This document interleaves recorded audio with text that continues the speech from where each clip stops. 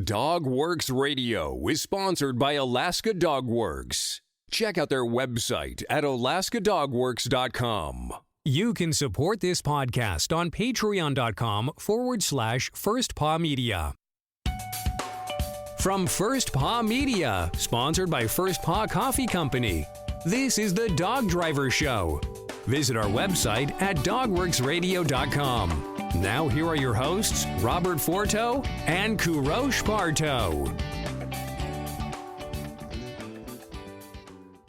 Hello and welcome everybody. This is Robert Forto and you're listening to the Dog Driver Podcast. And today we have a guest calling in from Fairbanks, Alaska. I'm also joined by my co-host Kourosh Partow. Kourosh, who do we have today? We have one of Alaska's greatest open driver from Fairbanks, Clyde Mayo, with us. Clyde had competed, he's competed Onac and Rondy and all the big races, and he's retired currently, but he has a lot of mushing heritage behind him. Clyde, welcome to the show, and tell our listeners who you are and what are you all about. Okay, I'm originally from Rampart, Alaska. And like I was saying, my family had dogs ever since I was a kid, and my dad used a trap line team, and he brought some dogs with us when we moved to Fairbanks, and so we, me and my brothers and sisters, we competed in the juniors in town here, and then eventually me and my brother moved back to the village of Rampart. And we started getting kind of serious about racing in the senior circuit, you know, and getting a better quality of dogs together. And we'd put our dogs together, and either he would race or I would. And then we moved back to Fairbanks in the early '80s. And did you run open class right from the beginning, or no, you ran in the limited class when you started by yourself? Matter of fact, they just started the 7-dog class in Fairbanks, and I remember racing in a couple of them. I got in the first one, I think they had, and I raced a couple more of them. And so I thought, I can get a few more dogs together and maybe get into the open classes, you know. Yeah.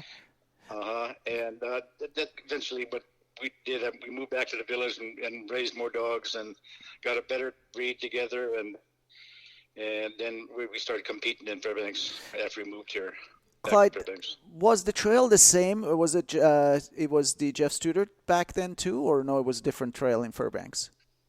In Fairbanks, it wasn't as good as it is nowadays, you know, but it was pretty fair. They worked on it pretty good, and except for I remember a couple of big snowstorms would hit right before the race, and they didn't have much to do about that, but it was pretty tough then. But yeah, it was a pretty good trail. Clyde, and Rampart, you mentioned that. We interviewed several people from that little village of Rampart. How come this little town has so many dog drivers? I know, it's a small town, but like Roxy was racing out of the Rampart at the same time too. Roxy, right? And Jerry Wood is from there. Joe Byfield. Yourself. Yeah. There's a lot of that. This village is like what, 50, 100 people, and have so many dog mushers. I'd be stretching it to say 50, but yeah, there's hardly. But yeah, there was. Everybody had a little dog team over there, and that was pretty good. And when you were younger, you said you lived in Rampart there, and trapline dogs, and it was subsistence, or it was racing? We just had dogs. We didn't have many races in the village itself, but just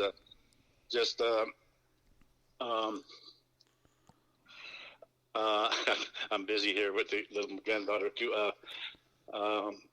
Yeah, there was no really big races in the villages. We just started competing when we moved back to Fairbanks. So when you wanted to race, you had to fly to Fairbanks then?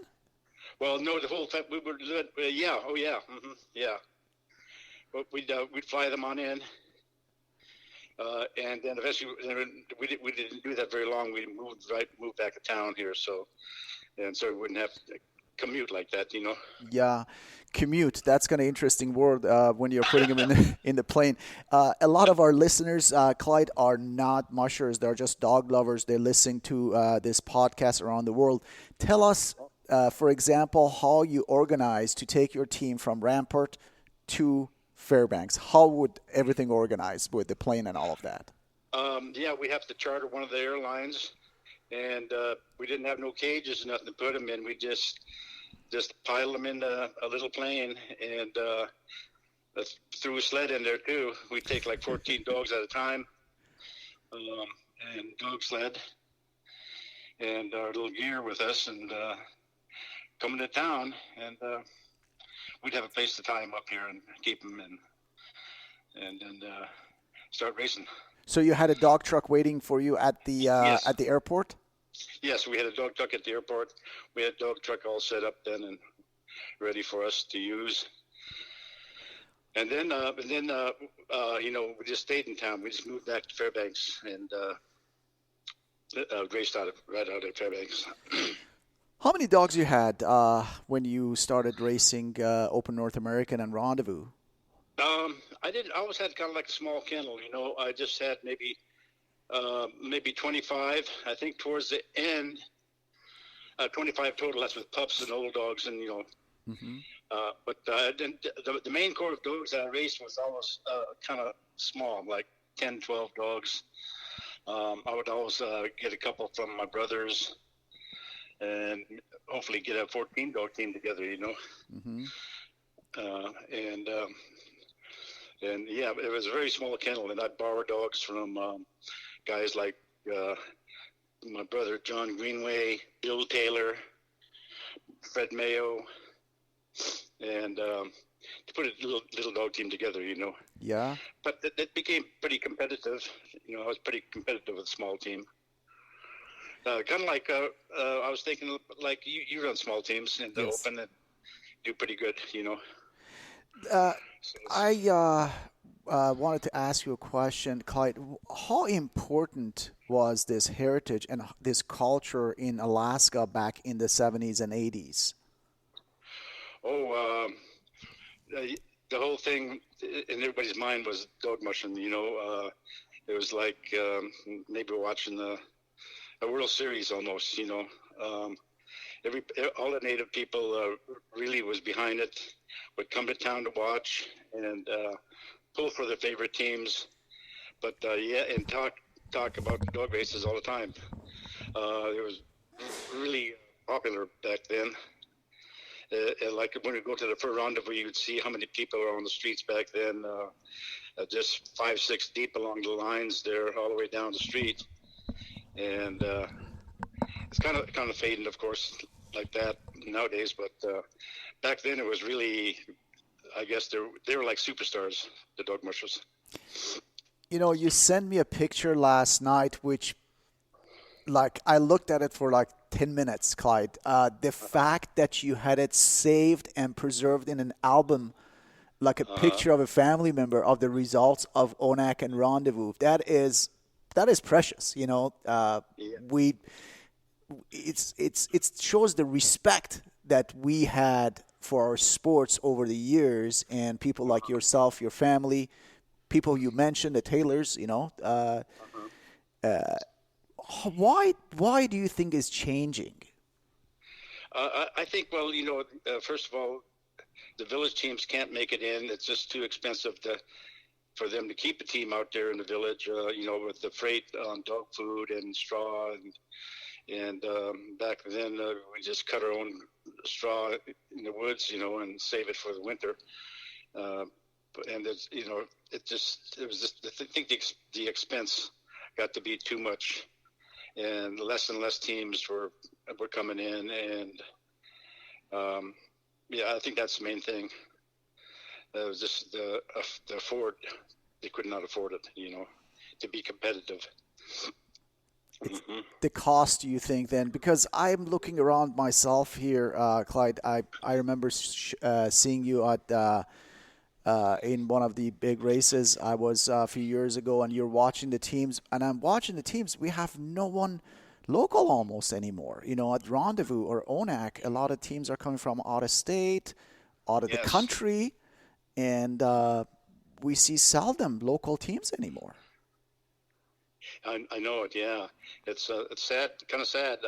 I'm a friend with Eddie Streeper yet, and we text back and forth, and we were just talking about that the other day, and he said there was 10 races in Manitoba. Now there's only one, and and I told him that we only had one dog race, preliminary race in Fairbanks so far this winter.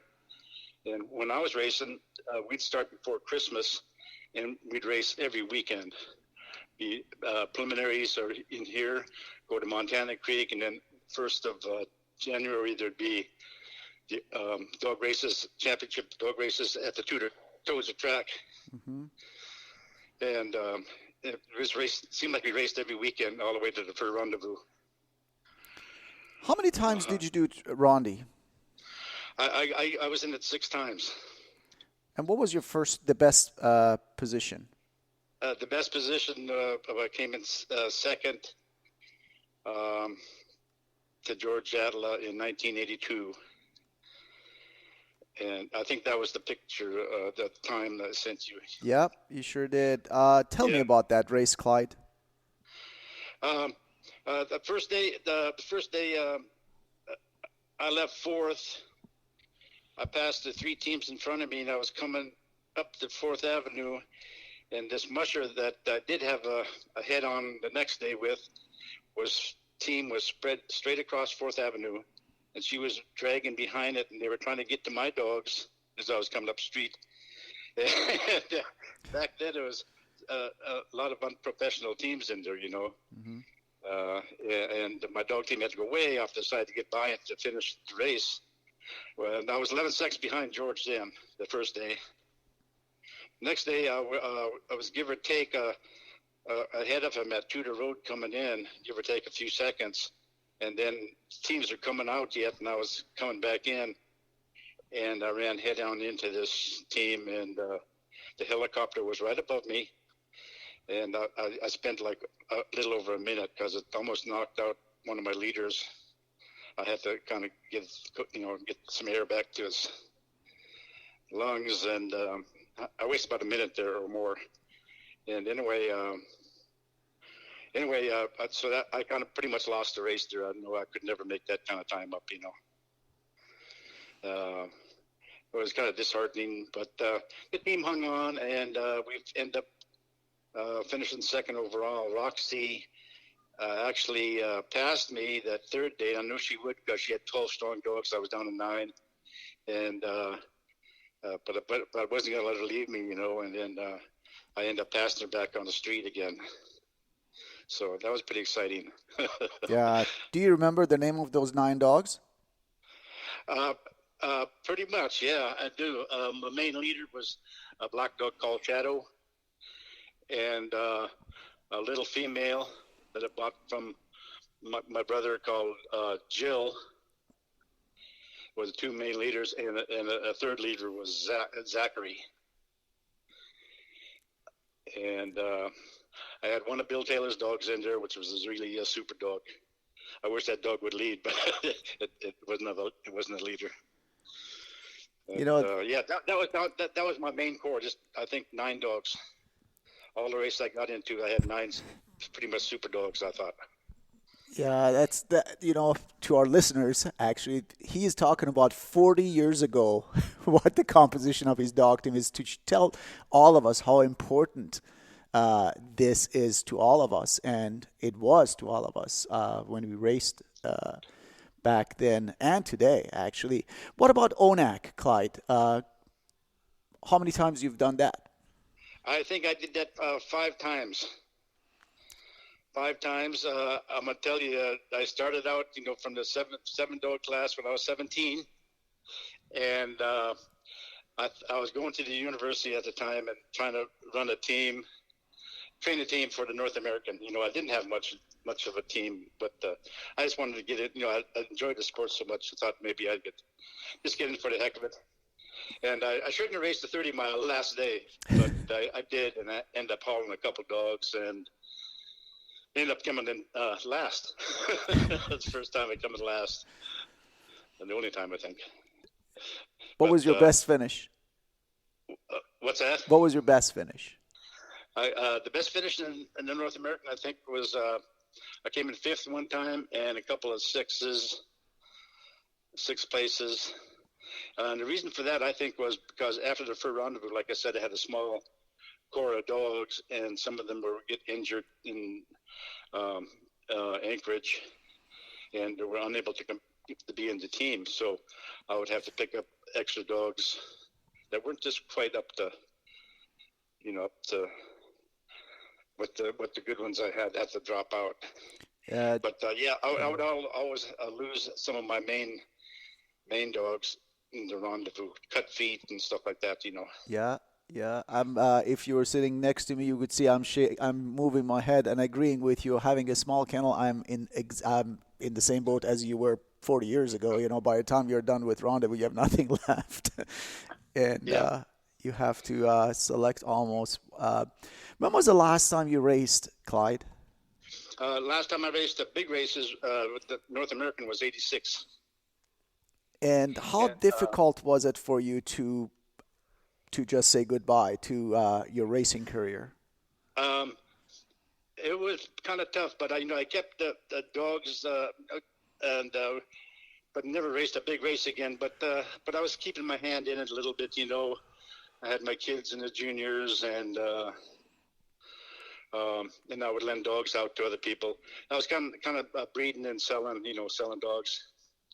So, but slowly got out of it, but I go to every dog race I'm possible to make, to watch. Yeah, I've seen you around for sure at our races for sure, and a few years ago I believe it was in Fairbanks at Jeff Studer. I was racing, and I saw this gentleman with a big smile coming to my dog team and say hi to me, and it's your son. So hear that he is getting involved in racing now. What are his plans? That was his dream ever since he was a junior musher. He was a junior champion, and I know he wanted to race, the North American or the Fur Rendezvous, just like my dream was when I was a kid. And he's finally got to a point that he's able to find a team to be involved with, and they're training for Rendezvous in North American. Yeah, I've been following. His plan is to get into North American. Yeah, with a team of belongs to Nicky Seo. Yeah, I've been following him, and it's super exciting to see him, continuing your journey with the dogs. When you had your dogs, what were the bloodlines behind those dogs? They were all Alaskan Huskies back then, right? Yes, they were. Yeah, I got the breed mostly from John Greenway, who we bought some. He had a litter of pups with a man that took care of his dogs, and he gave him that as payment. So we bought that litter of pups, and that's where we got the super good dog team from. And John Greenway and Bill Taylor were, they put their dogs together, and Bill Taylor won the North American with them. So that was about the best breed I had. Came from them. The Taylor Greenway breed. When you lived in Fairbanks, did you also feed the dogs with fish and stuff like that, or no? You did commercial dog food. It was fish. It was fish back then. Yeah, huh? Back in the '70s, villagers would come in and they'd stay with us, and they would just throw their dogs some dry fish and some broth and a bag of, they'd buy a bag of commercial feed. Where in the village, they probably didn't even have commercial feed. They just give it to them when they came to town. But it's mostly this fish, and we'd get beef scraps from the butchers, mix it in with some rice and stuff. But yeah, it wasn't no quality dog feed like we have nowadays. And how did you preserve and harvest the fish for the whole year for the dogs? We put up fish in the fall. We go back and fish on the Yukon, and we'd cut them, hang them, dry them, and towards the end of the fall, we'd be able to keep them whole. We'd bring them in, and they'd be whole fish. So, which was better for them, really, the whole fish. But we just put up a whole bunch of fish. How many fish did you go through, for example, in a season? Just curious. Probably, I'd say at least 8,000 fish. 8,000 salmons, huh? Yep, 8,000 salmon, 8 to 10,000 salmon. And with a fish wheel, I'm assuming, right? Yes, fish wheel. Fish wheel around that. Yep. So, is there any stories you want to share with us? You had some fun facts during your racing years. My most fun was racing the Fur Rendezvous. The excitement, the crowds. I can still remember driving into Anchorage and on the radio station that broadcast the races. There'd be every 5 minutes there'd be a commercial about. They'd have a little bit of the past year of who's going across Gamble Street, who's is just crossing the line, and it just got the excitement even more, to get there. So that Anchorage was my most exciting races I've been in. And then they had the Arco Challenge and the Exxon and a couple more championship, smaller ones, And I just like racing down there. The crowds and stuff, it's just great, The reason I really wanted to race the Fur Rendezvous since I was a kid, too, was a lady came up from New York that worked for the Time magazine, I think it was, and trained with the Norris family, and they put her in the Fur Rendezvous, and they had a bunch of pictures. There was Lombard, Atla, Isaac Okliasik, the top three were, and then looking at the crowds and the mushers, it just, I think I wore that book out looking at it. Clyde, I have one final question for you before we go, and it's something that mushers know all about, but a lot of our listeners may not. You had mentioned a super dog when you were talking about your dogs. Can you describe what that means to our listeners? Of course, mushers know what it means, but what does a super dog mean to our sport? That'd be a dog that was fast, of course, had a good head, could go through crowds and tunnels and streets, and never waver, and it would just give you everything that it would have, that it could, as fast as they could, for as long as they could. That's what a super dog to me was. And I could rely on. They were tough, sturdy. They could race every weekend, and still perform at top level. So it was like the Tom Brady of the team then. Exactly. Yes. Usually the leaders, you got those good leaders. Pretty hard to. When you lose those super leaders. Like mine, faded away and got old. I could never quite get the top teams back. Right. And Clyde, that brings up one other question, if you don't mind. I was on Facebook yesterday or day before, and a guy on one of the mushing pages was asking, what is the most you've ever seen a sled dog be sold for? And I know you've been around for a long time, and you've worked in the villages, and you've seen some of the top dogs in the world. What is the most that you've ever seen in your 40, 50 years of mushing? What's the top price for a dog? I think, I'll start out with not well, Lombard bought a leader from George Adler for $1,000, and that was unheard of back then, Right. And I think Lombard ended up beating him with that dog a few years, but that was a big time money back then in the early '60s for $1,000.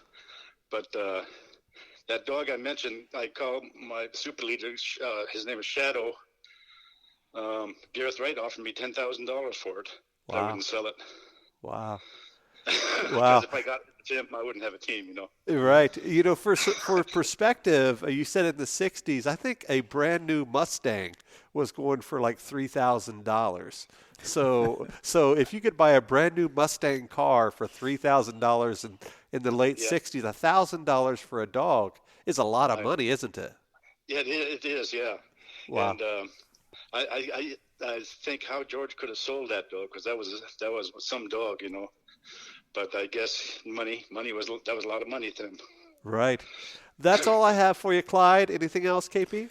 No, Clyde, wanted to thank you for spending the last 25 minutes with us. I'm going to be looking forward to see Junior on the trail, be cheering for him, and hope to see you in Fairbanks. Yeah, I'm really excited for him and to see him on the runners at the North American. Excellent. And if you remember, KP, we had Nicky Seo on the show. He was a character. Yeah, he's a character, so it'd be fun. Yeah, Nicky Seo, yeah, he's quite a character. Yeah, good show. I love how everything. Really good guy. Yeah, I love how everything is intertwined. So that's what makes this show fun. So on behalf of our guest today and my co-host, this is Robert for the Dog Driver Show. We will see you guys next time. Goodbye. From First Paw Media, this is the Dog Driver Show. We hope you enjoyed this podcast, and we invite you to subscribe in Apple Podcasts, Spotify, Stitcher, or wherever you get your podcasts. You'll find a link on the episode notes. You can tap or swipe on the episode cover art, and you can see some offers from our sponsors. You can support our show by supporting them. If you like what you have heard, we would love it if you could give us a 5-star rating and tell your friends how to subscribe too. Your hosts are Robert Forto and Kourosh Partow. Our producer is Robert Forto and created for First Paw Media.